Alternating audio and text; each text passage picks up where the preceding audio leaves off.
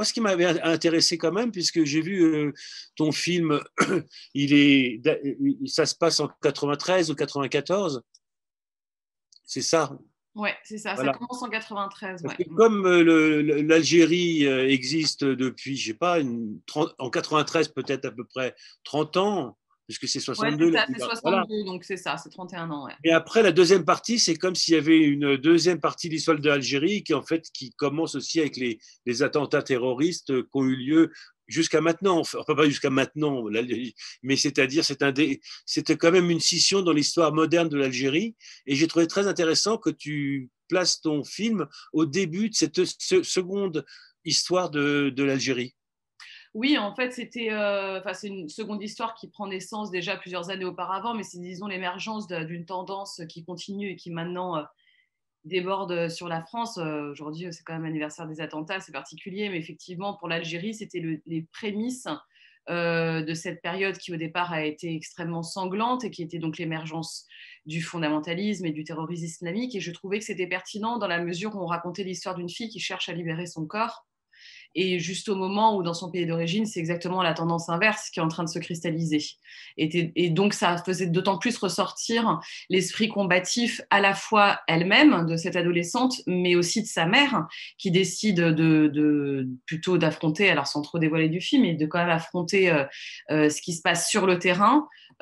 Plutôt que de se cacher loin. Donc, ça permet. Et la grand-mère, elle aussi, d'ailleurs, dont on sent bien qu'elle a un esprit révolutionnaire et combatif par Oui, oui. rapport à cette forme d'obscurantisme. Donc, ça permettait de faire un tableau de 3 femmes comme ça, intergénérationnelles, qui soient directement confrontées à une réalité dont malheureusement on continue de payer le prix aujourd'hui. Ouais, exactement. Et c'est intéressant, tu parles des deux personnages, mais je trouve aussi que le père, quelque part, par rapport à ce que tu dis, il incarne aussi quelque chose parce qu'on sent que à la fois il est progressiste et conservateur en lui-même, c'est-à-dire qu'il y a quelque chose qu'il veut garder dans une vision très paternaliste à l'ancienne, avec voilà, une appropriation du corps et de la destinée de sa fille, et en même temps, on le sent aussi pas du tout dans la voie de ce qui est en train de se dérouler en Pas du Algérie, tout. au contraire en résistance, en réaction. Et je trouve que ça en fait un personnage qui est assez torturé, intéressant, parce il est vraiment entre ces deux univers qui basculent. Oui, parce que pour moi, il symbolise justement cette transition qui est très compliquée pour les hommes parce que c'est un père qui est aimant, qui veut pas du tout couper les ailes de sa fille, bien au contraire, qui lui donne tous les moyens pour s'accomplir dans le monde, mais qui est malgré lui récipiendaire, en tout cas qui porte en lui des siècles, voire des millénaires quand même de tradition patriarcale, et ça se défait pas du jour au lendemain parce qu'une fille fait une crise d'ado, quoi. Ça prend vraiment du temps, quand bien même cette crise pourrait aller loin et quand bien même de manière sous-jacente, il ressent sans doute la difficulté pour elle de devenir, il est tenu d'un point de vue purement de la famille, des liens familiaux et de la transmission, il est tenu par des règles et des dictates qui pour lui sont difficiles auxquels ils sont difficiles de tourner le dos. Par ailleurs, ce qui se passe en Algérie, c'est encore autre chose, même si on pourrait dire de manière un peu grossière que c'est la représentation extrême en fait d'une forme de domination. Mais lui, ne serait-ce que politiquement, parce que c'est quelqu'un d'éduqué, parce que c'est quelqu'un de laïque aussi, est totalement contre ce qui est en train de devenir. Et c'est d'ailleurs bien pour ça qu'il craint que sa femme et sa fille s'y rendent. Donc, je pense qu'il représente quand même une large partie de la population arabo-musulmane qui s'érige, enfin une très large partie, qui s'érige notoirement contre ce type d'extrémisme. Bien sûr, bien sûr. Mais c'est intéressant de voir ce rapport à sa Ah oui, fille. oui, oui, en Il lui, le il y a perturbe toujours. complètement, et les moments où on sent qu'il perd pied, en fait. Il Il est est dépassé. Il est dépassé, débordé. ouais. Les dictates ne sont pas non plus totalement identifiés, je pense, aussi, justement. C'est tellement profond aussi dans la culture et dans l'éducation que ça vient même contre lui-même, en fait. Ouais, je suis pas sûre qu'elle soit complètement identifiée, ces dictates-là. Oui, je pense que c'est au contact de sa fille qui commence, tu as tout à fait raison, qui commence comme c'est personnalisé et que ça lui est proche, c'est là qu'il commence à voir, et c'est d'ailleurs de là que vient la remise en question aussi, puisque c'est quand même un père qui est capable de ça. C'est-à-dire, malgré tous ces siècles et millénaires de conditionnement, plus on avance dans le film, plus il est capable d'entendre, dans tous les sens du terme, sa fille, ce qui est quand même pas donné à tout le monde. Et Zoé, toi, par rapport à cet univers-là, finalement, c'est presque, il y a une génération pour toi. Est-ce que, en se projetant dans ce rôle-là, quelque part, tu explores peut-être aussi une partie d'histoire propre, quelque chose qui, voilà, à un degré en dessous, tu as en héritage, et comment tu le ressens, qu'est-ce que tu vas chercher de toi-même là-dedans, comment ça s'est passé? Alors oui, c'est vrai, il y a une génération de différence entre elle et moi. Et enfin, entre les années 90 et au moment où je suis née ouais, quoi, 4 ans plus tard, quelque chose comme ça. Et au niveau identitaire et de ce que ça dévoile au niveau d'une certaine féminité, au niveau même d'un apprentissage de son corps en tant que jeune femme, ça, pour moi, je ne sais pas si c'est très positif ou négatif, mais en tout cas, il y a une vraie ressemblance à ce niveau-là, au niveau de la recherche identitaire, au niveau de la recherche même de ses origines et des liens qui sont ciselés par que ce soit voilà, d'une guerre ou même juste comment dire, un langage identitaire, quoi. Que quand elle essaie, oui, elle parle un peu kabyle, par exemple, parce qu'elle a appris, et un peu arabe, parce qu'elle a appris en écoutant, mais il y a aussi ce pont entre sa grand-mère et elle, où elle doit communiquer aussi via la mère. Il y a aussi beaucoup de ça, et je sais pas, enfin moi en tant que jeune femme, par rapport aussi à l'histoire de l'Algérie, ça m'en a appris beaucoup. Mais ouais, je me sens très proche de ce personnage, même s'il il a 10 ans d'écart, on va dire, au niveau de moi, ma propre, ouais, ma génération qui est la suite de ce qui s'est passé à ce moment-là et qui est encore plus, du coup, je pense encore plus perdue aussi au niveau de choses qui se sont passées entre temps, mais qui ont peut-être un peu mélanger comment dire, pas mélanger, mais qui ont déchiré encore plus cette communauté-là de femmes, quoi. Voilà. Oui, parce que même au-delà de la question identitaire, peut-être même que pour toi aussi, en tout cas, c'est ce que j'avais ressenti dans nos premières discussions, que en tant que jeune femme, quand bien même ce serait des considérations des années 90, mais qu'effectivement, encore aujourd'hui, c'est des choses qui te parlaient complètement, quoi.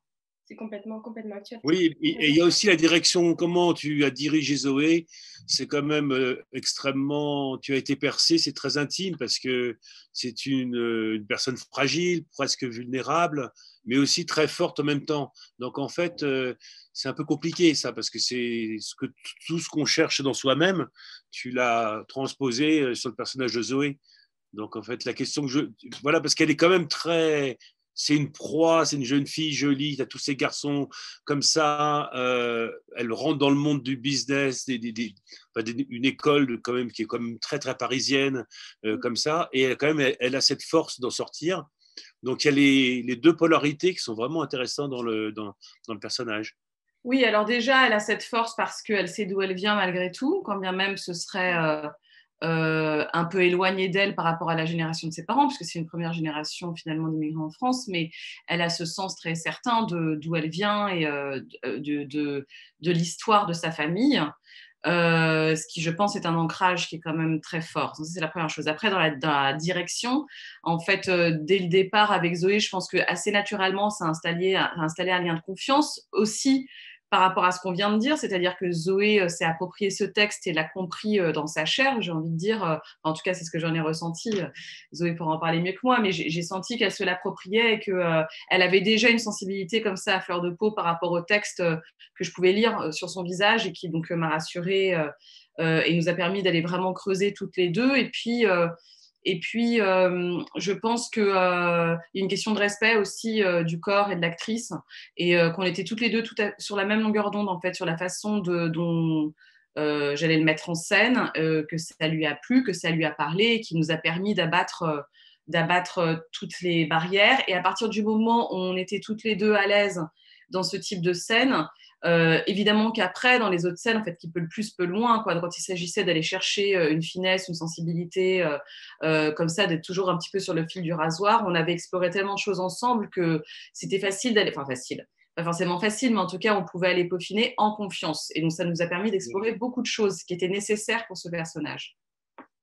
Il y a aussi autre chose qui est assez original, c'est que le rapport aux traditions n'a rien à voir avec les rapports de classe, puisque les parents sont un peu plus aisés. D'habitude, on voit des films où ce sont des familles plus modestes qui discutent l'avenir de leur enfant, des garçons ou filles, on a déjà vu des films, mais par contre, jamais des films où les parents ont déjà un statut social bourgeois, je dirais. Et c'est très intéressant, comme ça revient, et c'est d'autant plus flagrant que c'est en fait jamais montré.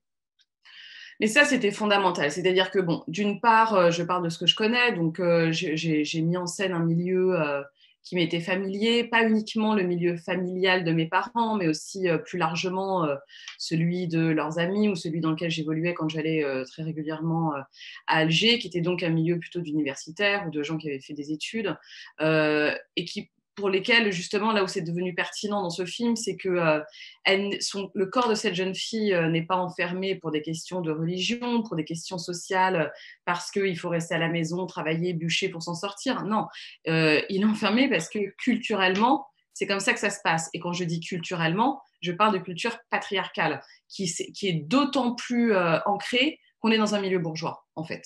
Donc pour moi, c'était le terreau, disons, en tout cas l'environnement tout à fait approprié pour mettre en scène les obstacles auxquels elle pouvait faire face. Et attention, et j'insiste, il ne s'agit pas que de sa famille parce qu'elle est algérienne et que c'est une famille effectivement qui s'est construite sur un modèle patriarcal, mais également dans son école de commerce, également à l'extérieur, où on est aussi dans des milieux qui sont bourgeois, français, dont je ne vais même pas citer la religion parce que ce n'est pas en fait le sujet, mais qui sont dans des milieux où justement, qui sont codifiés.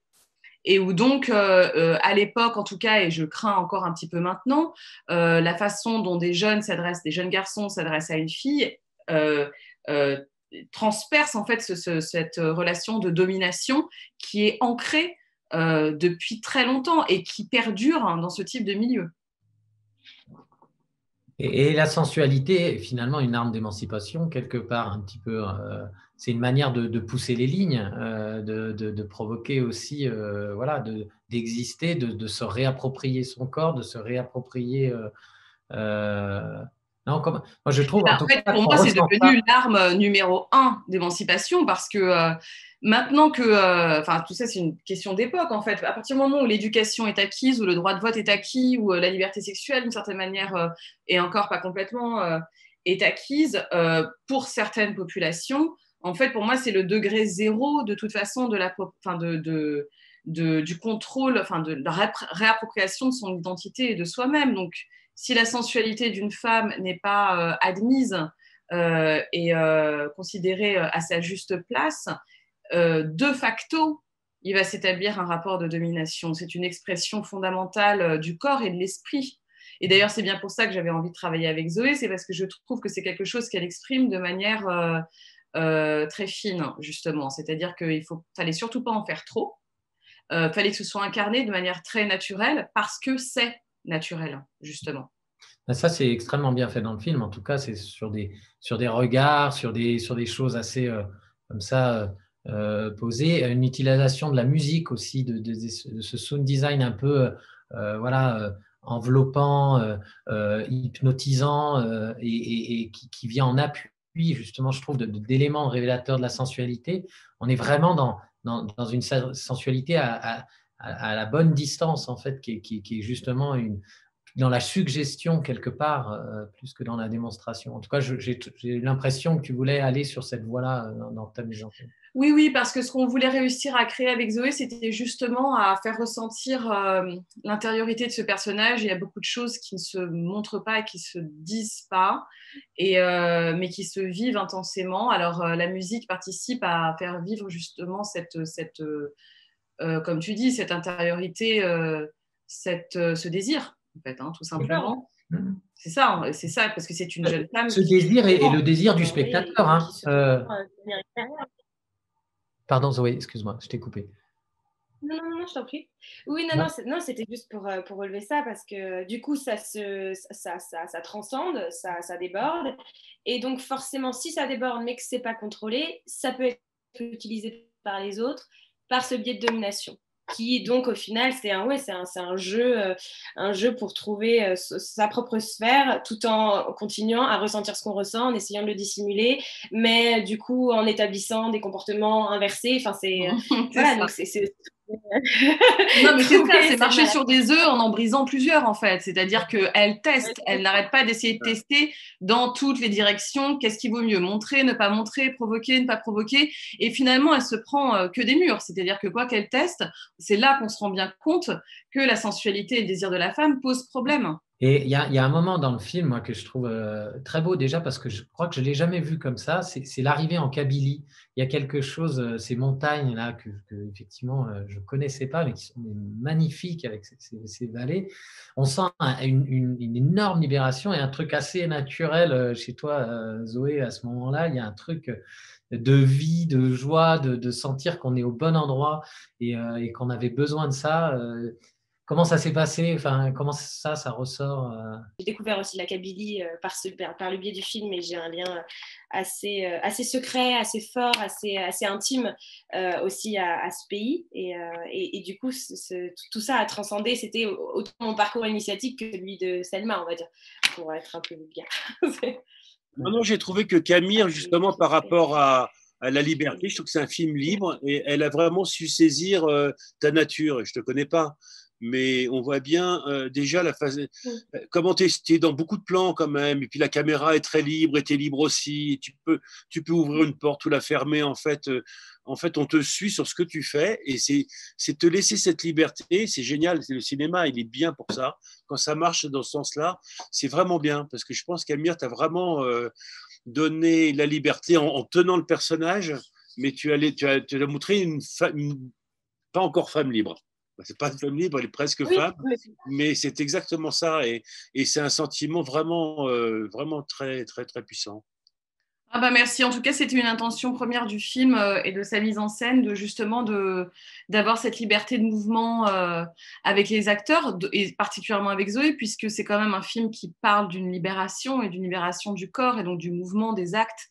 Et donc avec Jeanne Lapoirie, la chef-op du film, c'était évidemment une des premières indications de mise en place pour qu'on puisse, comme tu le disais, pour que les acteurs et Zoé puissent se déplacer librement et qu'on les suive quoi qu'ils fassent en fait. Même l'appartement dans lequel on a tourné, qui est l'appartement des parents, qui était un véritable appartement dans le 16e à Paris, il a été quasiment transformé en studio puisque en fait on a placé quelques lumières et puis quelques micros d'appoint et puis en fait après ça vivait là-dedans et on suivait les personnages comme eux le vivaient, quoi, comme eux vivaient la scène. Et c'était même nous sur le tournage, je sais que ça a été un sentiment puissant par moments de réalisme, d'émotion, parce que de vrais liens se sont tissés. Oui, bien sûr. Bien sûr. Et il y a Vas-y, Pierre. Non, tourner en Kabylie, c'était pas trop compliqué sur ce film? Non, ça s'est bien passé? Oh bah non, on était chez nous. Hein. Donc, mais littéralement, je veux dire, j'ai tourné dans le village de ma mère, dans la maison de ma mère, donc enfin la maison de notre maison de famille, qui avait été revendue depuis, mais non très généreusement, ma cousine qui avait racheté, en fait, m'a laissé les clés. Et donc, on a pu tous s'installer là-dedans. Et donc, non, c'était à la fois accueillant, sauvage, difficile parce que fallait s'adapter aussi à des conditions d'horaire, voilà, qui n'étaient pas forcément évidentes. Il y avait quand même souvent des figurants aussi.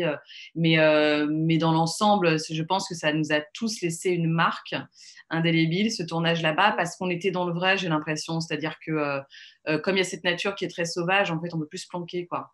Il y a un moment où tout le monde est là, brut de décoffrage, et il faut y aller, quoi. Et donc non, en fait, ça a coulé de source, enfin plus que coulé, quoi. C'est un gros flot, mais mais je pense que c'était un des moments les plus intenses de ce tournage, ouais. Mais je pense que ça se ressent aussi, ça se ressent du coup dans le film, et c'est ce changement de rythme qui a été aussi généré par ce qui s'est passé là-bas avec nous, entre nous, toutes les inattendus, on va dire, qui se sont mis face à nous, qui nous ont permis aussi et qui se transcendent dans le film en fait. C'est un vrai changement de rythme que la vie nous a un peu imposé. on est tous très heureux et tous un peu déçus de ne pas vous avoir là. Et nous aussi. Hein. De reporter le festival, on prie pour une sortie bientôt pour le film. Voilà. Une propulsion aussi. Une propulsion. Ouais, c'est vrai aussi. Ouais. Une propulsion sur d'autres rôles. On attend de te trouver aussi ailleurs, Zoé, avec grand plaisir. Voilà. Pour pouvoir avoir d'autres occasions de venir au festival aussi. Oui. Oui, carrément. Je vous enverrai tout ce que je fais et puis je viendrai. Merci Zoé, merci. Camille. Merci à vous. À bientôt. À bientôt, j'espère. Au revoir.